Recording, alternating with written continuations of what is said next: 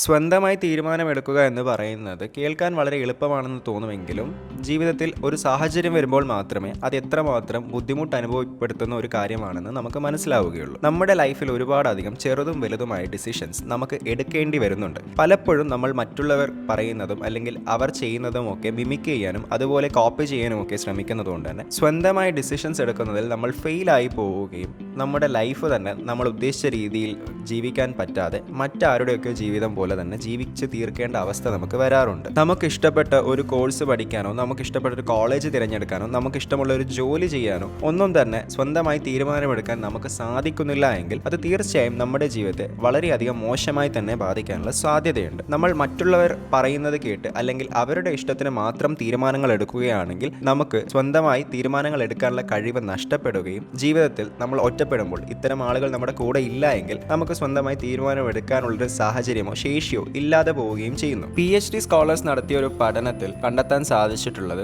ഒരു മനുഷ്യൻ ഒരു മിനിറ്റിൽ 2000-ഓളം ചിന്തകൾ ചിന്തിക്കുകയും അത്രത്തോളം ഡിസിഷൻസ് അവൻ എടുക്കുകയും ചെയ്യുന്നുണ്ട് എന്നുള്ളതാണ്. എന്നാൽ നമ്മളോട് ചോദിച്ചു കഴിഞ്ഞാൽ നമുക്കൊരു ഡിസിഷൻ എടുക്കാൻ തന്നെ എത്ര സമയം വേണ്ടി വരും എന്നുള്ളതൊന്ന് ഓർത്തു നോക്കുക. അതുകൊണ്ട് നമ്മുടെ ജീവിതത്തിൽ ചെറുതും വലുതുമായിട്ടുള്ള ഡിസിഷൻസ് പലപ്പോഴും നമ്മൾ എടുക്കുന്നത് വളരെ സബ് കോൺഷ്യസ് ആയിട്ടാണ് എന്നുള്ള കാര്യം കൂടി മനസ്സിലാക്കുക. മാത്രമല്ല നമ്മൾ ഓൾറെഡി സബ് കോൺഷ്യസ്ലി എടുത്തൊരു ഡിസിഷൻ നമ്മൾ കോൺഷ്യസ്ലി അംഗീകരിക്കാൻ ഒരൽപ്പം സമയം കൂടുതൽ എടുക്കുന്നു എന്ന് മാത്രമാണ് ഈ പഠനങ്ങൾ തെളിയിക്കുന്നത്. മറ്റൊരു പ്രധാനപ്പെട്ട കാര്യം എന്ന് പറയുന്നത് നമ്മുടെ ഡിസിഷൻ മേക്കിംഗ് സ്കിൽസിനെ ഏറ്റവും അധികം ഇൻഫ്ലുവൻസ് ചെയ്യാൻ സാധ്യതയുള്ള ഒരു ഹോർമോണാണ് കോർട്ടിസോൾ എന്ന് പറയുന്നത്. നമ്മുടെ ബോഡിക്കകത്തെ കോർട്ടിസോൾ ലെവലിന്റെ ഇൻഫ്ലുവൻസ് കാരണം പലപ്പോഴും നമ്മുടെ ലൈഫിൽ വളരെ ഹേസ്റ്റി ആയിട്ടുള്ള ഡിസിഷൻസ് ഒക്കെ നമ്മൾ എടുക്കാറുണ്ട്. നമ്മൾ പോലും തിരിച്ചറിയാതെ പല റിയാക്ഷൻസും നമ്മൾ ചെയ്യാറുണ്ട് എന്നുള്ളതാണ് പറയുന്നത്. ഇതിനെ നമുക്ക് എങ്ങനെ മറികടക്കാം എന്നതിനെ പറ്റിയാണ് ഇന്നത്തെ വീഡിയോ. നമുക്ക് ആദ്യത്തെ പോയിന്റ് ഡിസ്കസ് ചെയ്യാം. ആദ്യത്തേത് പുഷ് ബാക്ക് പ്രിൻസിപ്പിൾ. ഉദാഹരണത്തിന് നമ്മളെ ഒരു ഡോഗ് ചേസ് ചെയ്യുകയാണെന്ന് കരുതുക. ആ സമയത്ത് നമ്മുടെ ബോഡിക്കകത്ത് സ്ട്രെസ് കൂടുന്നു.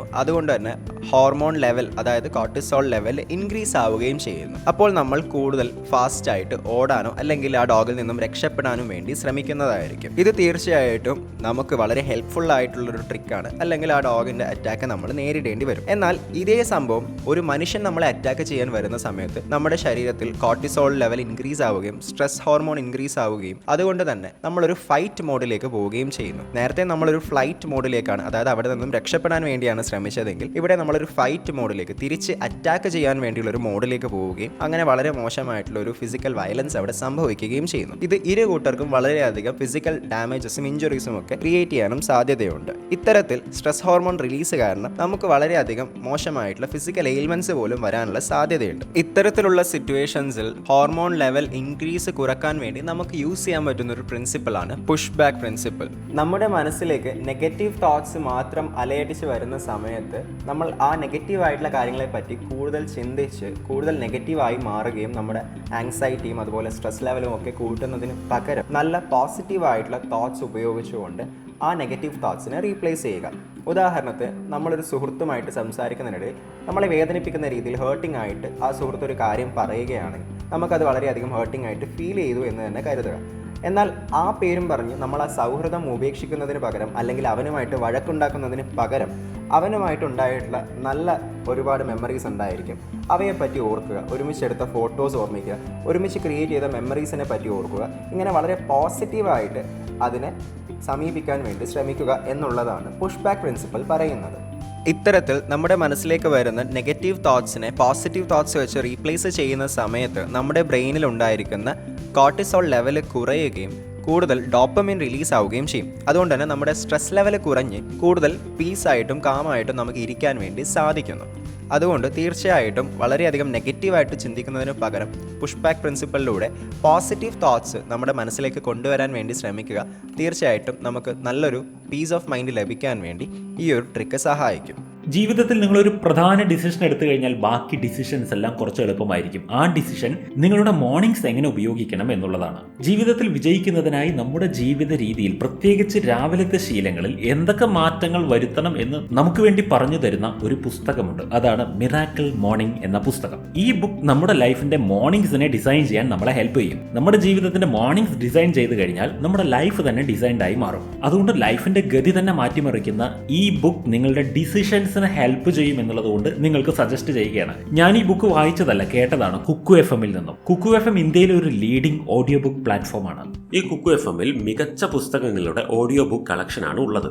ഇന്ത്യയിലുള്ള ഭാഷകളിലെല്ലാം കുക്കു FM-ൽ ബുക്സ് അവൈലബിൾ ആണ്, മലയാളത്തിലും അവൈലബിൾ ആണ്. താഴെ ഡിസ്ക്രിപ്ഷൻ ബോക്സിൽ കുക്കു FM ഡൗൺലോഡ് ചെയ്യുവാനുള്ള ലിങ്ക് കൊടുത്തിട്ടുണ്ട്. നിങ്ങൾ ഈ TGM50 എന്ന കൂപ്പൺ കോഡ് ഉപയോഗിക്കുകയാണെന്നുണ്ടെങ്കിൽ 50% ഡിസ്കൗണ്ട് ലഭിക്കും. അതായത് ഒരു വർഷത്തേക്ക് കുക്കു FM-ന്റെ മെമ്പർഷിപ്പ് 399 രൂപയാണ്. അത് നിങ്ങൾക്ക് 199 രൂപയ്ക്ക് ലഭിക്കും. നിങ്ങൾ ഈ 199 രൂപയ്ക്ക് എടുക്കുന്ന ഈ മെമ്പർഷിപ്പ് ഒരാഴ്ചയ്ക്കോ ഒരു മാസത്തേക്കോ അല്ല, അത് ഒരു വർഷത്തേക്കുള്ള മെമ്പർഷിപ്പാണ്. ഒരു വർഷം വരേക്ക് നിങ്ങൾക്ക് ധാരാളം ബുക്സ് ആക്സസ് ചെയ്യാൻ പറ്റും. അതുകൊണ്ട് ഇന്ന് തന്നെ നിങ്ങൾ കുക്കു FM ഒന്ന് വിസിറ്റ് ചെയ്ത് നോക്കുക.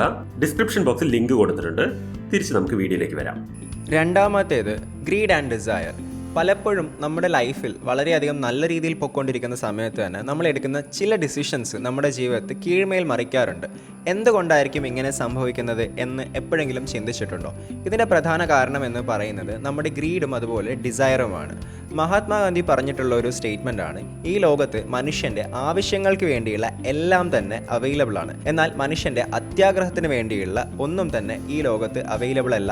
അതുകൊണ്ട് നമ്മൾ പ്രകൃതിയിൽ നിന്നും ഉപയോഗിക്കേണ്ട കാര്യങ്ങൾ നമ്മുടെ ആവശ്യത്തിനുള്ളതായിരിക്കണം, അല്ലാതെ നമ്മുടെ അത്യാഗ്രഹത്തിനുള്ളതായിരിക്കരുത് എന്നാണ് അദ്ദേഹം പറഞ്ഞിട്ടുള്ളത്. ഇതുപോലെ തന്നെ നമ്മുടെ ജീവിതത്തിൽ വളരെയധികം നല്ല രീതിയിൽ പോയിക്കൊണ്ടിരിക്കുന്ന സമയത്ത് നമ്മൾ കൂടുതൽ ആഗ്രഹങ്ങളും അത്യാഗ്രഹങ്ങളും കാരണം പുതിയ കാര്യങ്ങൾ നേടിയെടുക്കാൻ വേണ്ടി പല തെറ്റായ ഡിസിഷൻസും എടുക്കും. ഇത്തരത്തിൽ നമ്മൾ അത്തരം ഡിസിഷൻസ് എടുക്കുന്നത് നമ്മുടെ ജീവിതത്തെ തന്നെ താളം തെറ്റിക്കുന്ന രീതിയിലുള്ള ഒരു അവസ്ഥ നമുക്ക് വന്നു ചേരാൻ ഇടയുണ്ട്. ഇത്തരത്തിലുള്ള സാഹചര്യങ്ങളിൽ നമ്മൾ ചെയ്തിരിക്കേണ്ട എന്നാൽ നമ്മൾ ചെയ്യാത്തൊരു കാര്യം എന്ന് പറയുന്നത്, നമ്മൾ ഇത്തരം ഡിസിഷൻസ് എടുക്കുന്നതിന് മുൻപ് നമ്മുടെ സുഹൃത്തുക്കളുമായോ അല്ലെങ്കിൽ നമ്മുടെ വെൽവിഷേഴ്സുമായിട്ടും കൺസൾട്ട് ചെയ്യുക എന്നുള്ളതാണ്. അവരുമായിട്ടും ഈ വിഷയങ്ങളെപ്പറ്റി ഡിസ്കസ് ചെയ്യുക. എന്നാൽ മാത്രമേ നമുക്ക് അവരുടെ പേഴ്സ്പെക്റ്റീവിൽ കൂടി കാര്യങ്ങൾ മനസ്സിലാക്കാൻ സാധിക്കുകയുള്ളൂ. നമ്മൾ എടുക്കാൻ പോകുന്ന തീരുമാനം ചിലപ്പോൾ മണ്ടത്തരമായിരിക്കാം, എന്നാൽ നമ്മൾ അത് തിരിച്ചറിയുന്നില്ല. മറ്റൊരാളുമായിട്ട് സംസാരിക്കുമ്പോൾ മാത്രമേ അതിൽ നമ്മൾ ചിന്തിക്കാത്ത ഗ്രാവിറ്റി ഉണ്ട് എന്ന കാര്യം അവർ നമുക്ക് പറഞ്ഞു തരുമ്പോൾ മാത്രമേ മനസ്സിലാക്കാൻ സാധിക്കുകയുള്ളൂ. മാത്രമല്ല, നമ്മൾ എടുക്കുന്ന ഡിസിഷൻസ് ചിലപ്പോൾ നമ്മുടെ ഫാമിലിയോ അല്ലെങ്കിൽ നമ്മുടെ ഫ്രണ്ട്സിനെയോ ഒക്കെ ഇഫക്റ്റ് ചെയ്യുന്ന കാര്യങ്ങളും ആയിരിക്കാം. നമ്മൾ അതുപോലും ചിന്തിക്കാതെ ആയിരിക്കാം ആ ഡിസിഷൻസ് എടുക്കുന്നത്. പല കമ്പനീസിലുമുള്ള ബോസസ് അവരുടെ സ്വന്തം ഇഷ്ടപ്രകാരമാണ് ഡിസിഷൻസ് എടുക്കുന്നത്. അവരുടെ എംപ്ലോയീസിനോട് കൺസൾട്ട് ചെയ്യാതെ അവരോട് ഒരു ഡിസ്കഷനും നടത്താതെ ആയിരിക്കാം അത്തരത്തിലുള്ള തെറ്റായ ഡിസിഷൻസ് എടുക്കുന്നത്. ഇത് കമ്പനി തന്നെ പൂട്ടിപ്പോകാനുള്ള കാരണങ്ങൾ ആയിട്ട് മാറാറുമുണ്ട്. ഇവിടെ ആ ബോസിന് മാത്രമല്ല നഷ്ടം സംഭവിക്കുന്നത്, അതിലുള്ള എല്ലാ എംപ്ലോയിക്കും. നാലാമത്തത് ടൈം ഓഫ് ദ ഡേ. പലപ്പോഴും നമ്മളൊരു ഡിസിഷൻ മുൻകൂട്ടി പ്ലാൻ ചെയ്തെടുക്കുന്നതിന് പകരം ഒരുപാടധികം നേരം പ്രൊക്രാസ്റ്റിനേറ്റ് ചെയ്തതിന് ശേഷം ഏറ്റവും അവസാനം മാത്രമേ ആ ഡിസിഷൻ എടുക്കാറുള്ളൂ. ഉദാഹരണത്തിന്, നമ്മൾ എന്ത് ഡ്രസ്സ് ധരിക്കണം എന്നുള്ളത് നമുക്കൊരു 2 ദിവസമോ അല്ലെങ്കിൽ അടുത്ത ദിവസമോ നമുക്ക് പ്ലാൻ ചെയ്ത് വെക്കാവുന്ന ഒരു കാര്യമാണ്. എന്നാൽ അതിനൊന്നും മെനക്കെടാതെ നമ്മൾ ഏറ്റവും ലാസ്റ്റ് ഡേ മാത്രം നമ്മളൊരു ഡിസിഷൻ എടുക്കുകയും അല്ലെങ്കിൽ നമുക്ക് കുറഞ്ഞ സമയത്തിനുള്ളിൽ ഏതെങ്കിലും ഒരു ഹേസ്റ്റി ആയിട്ടുള്ള ഒരു ഡിസിഷൻ എടുക്കുകയും ചെയ്യുകയാണ് പൊതുവേ ചെയ്യാറുള്ളത്. ഇത്തരത്തിൽ പ്രൊക്രാസ്റ്റിനേറ്റ് ചെയ്യുന്നതും നമ്മൾ സമയത്തിന് ഡിസിഷൻ എടുക്കാത്തതും ഒരുപാടധികം പ്രശ്നങ്ങൾ നമ്മുടെ ലൈഫിൽ വരുത്താൻ സാധ്യതയുണ്ട്. നമ്മൾ ഉദ്ദേശിച്ച റിസൾട്ട് നമ്മൾ എടുക്കുന്ന ഡിസിഷൻസിന് ലഭിക്കണമെന്നില്ല. പലപ്പോഴും ഇത്തരം ഡിസിഷൻസ് തെറ്റായി പോവാറുമുണ്ട്. അതുകൊണ്ട് നമുക്ക് ഡിസിഷൻസ് എടുക്കേണ്ട സാഹചര്യങ്ങൾ ഉണ്ട് എന്ന് അറിയാമെങ്കിൽ അതിനെപ്പറ്റി മുൻകൂട്ടി തീരുമാനമെടുക്കാൻ വേണ്ടി ശ്രമിക്കുക. ഒരുപാടധികം സമയം നമ്മൾ പാഴാക്കാതെ പ്രൊക്രാസ്റ്റിനേറ്റ് ചെയ്യാതെ നേരത്തെ തന്നെ ഡിസിഷൻസ് എടുക്കുന്നത് തീർച്ചയായിട്ടും ഹെൽപ്ഫുൾ ആയിരിക്കും. അഞ്ചാമത്തേത് decisions get influenced by the people. പലപ്പോഴും നമ്മൾ എടുക്കുന്ന തീരുമാനങ്ങൾ മറ്റുള്ളവരുമായി ഡിസ്കസ് ചെയ്യുന്ന സമയത്ത് നമുക്ക് പുതിയ പുതിയ പേഴ്സ്പെക്റ്റീവ്സ് അറിയാൻ സാധിക്കുകയും നമ്മൾ ചിന്തിക്കാത്ത രീതിയിലുള്ള ഗ്രാവിറ്റിയുള്ള വിഷയങ്ങൾ നമ്മുടെ മുന്നിൽ അവർ അവതരിപ്പിച്ച് തരികയും ചെയ്യുന്നു. എന്നാൽ നമ്മൾ ഡിസ്കസ് ചെയ്യുന്നത് എത്തരത്തിലുള്ള ആളുകളുമായിട്ടാണ് എന്നത് വളരെയധികം പ്രധാനപ്പെട്ട ഒരു കാര്യമാണ്.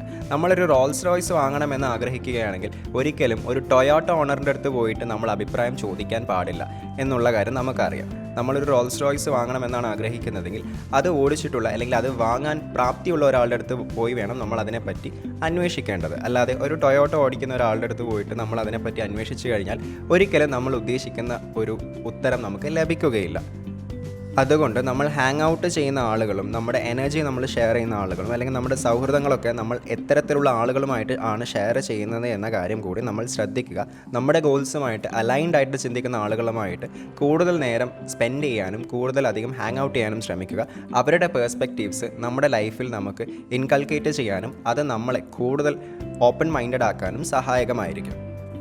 ആറാമത്തേത് സീ ത്രൂ പേഴ്സ്പെക്റ്റീവ്സ്. നേരത്തെ നമ്മൾ ഡിസ്കസ് ചെയ്ത പോലെ തന്നെ മറ്റുള്ള പേഴ്സ്പെക്റ്റീവ്സ് ഉള്ള ആളുകളുമായിട്ട് നമ്മൾ ഹാങ് ഔട്ട് ചെയ്യുന്ന സമയത്ത് നമുക്ക് അവരുമായിട്ട് സംസാരിക്കുകയും അവരുടെ പേഴ്സ്പെക്റ്റീവ്സിനെ പറ്റി കൂടുതൽ ഒരു ഇൻകൾക്കേഷൻ ലഭിക്കുകയും നമുക്ക് അത് നമ്മുടെ ചിന്തകളിൽ ഇൻകോർപ്പറേറ്റ് ചെയ്യാൻ വേണ്ടി സാധിക്കുകയും ചെയ്യുന്നു.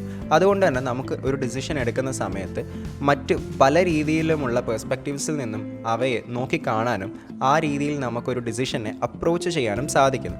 ഇത് കൂടുതൽ ബെനിഫിഷ്യൽ ആയിട്ടുള്ളൊരു ഡിസിഷൻ എടുക്കാൻ വേണ്ടി നമ്മളെ ഹെൽപ്പ് ചെയ്യുന്നു. അതുകൊണ്ട് തീർച്ചയായിട്ടും നമ്മളൊരു ഡിസിഷൻ എടുക്കുന്ന സമയത്ത് നമ്മുടെ പേഴ്സ്പെക്റ്റീവിനെ പറ്റി മാത്രം ചിന്തിക്കാതെ മറ്റുള്ള ഡിഫറെൻ്റ് ആയിട്ടുള്ള പേഴ്സ്പെക്റ്റീവ്സ് കൂടി ചിന്തിക്കാൻ വേണ്ടി ശ്രമിക്കുക. ഇത്തരത്തിൽ വളരെയധികം ഇമ്പോർട്ടൻ്റ് ആയിട്ട് ഡിസിഷൻസ് എടുക്കാൻ വേണ്ടി നമ്മളെ ഹെൽപ്പ് ചെയ്യുന്ന 6 ടിപ്സാണ് നമ്മൾ ഡിസ്കസ് ചെയ്തിട്ടുള്ളത്. നിങ്ങളുടെ ലൈഫിൽ ഡിസിഷൻ മേക്കിങ്ങിൽ നിങ്ങളൊരല്പം പുറകോട്ടാണെങ്കിൽ തീർച്ചയായിട്ടും ട്രൈ ചെയ്യാവുന്ന നല്ല രീതിയിൽ റിസൾട്ട് തരാൻ സാധ്യതയുള്ള 6 ടിപ്സാണ് ഇവയെല്ലാം തന്നെ.